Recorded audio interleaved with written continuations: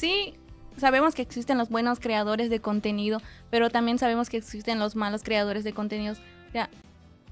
En sí no he visto varias páginas que suben contenido de calidad, por decirlo así, pero no sé, no recuerdo el nombre, pero también he visto algunas páginas o influencers que comparten ese contenido para lucrar con la lengua maya o con el acento yucateco, dándonos etiquetas a los yucatecos como que es que los yucatecos hablan con tal acento, es que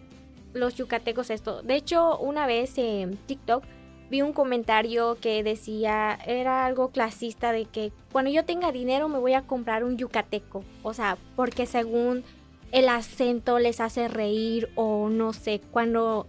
los mismos influencers, si es que pueden llamarse influencers, comparten o motivan,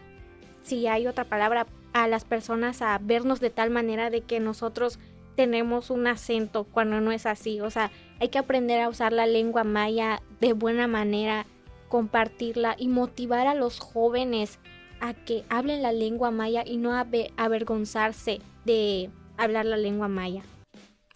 sí, muchas veces hemos visto, bueno, todos no, todos tenemos TikTok, tenemos Facebook, tenemos Instagram y pues podemos ver de que esos influencers, como menciona Carmen, pues sí, como que lucran mucho con nuestro acento yucateco porque lo exageran a tal punto que hasta nosotros decimos, ¿realmente nosotros hablamos así? Cuando nosotros nunca hemos hablado así, o sea, yo lo tomo como una burla hacia nosotros y más con lo que dijo Carmen de que me voy a comprar un yucateco, o sea, como que es parte discriminatoria hacia nosotros, hacia nuestra identidad, lo que realmente somos, porque ellos no nos ven, o sea, quizás solo por un simple acento o no, o sea, no ven más allá a través de nuestro idioma, de nuestra cultura.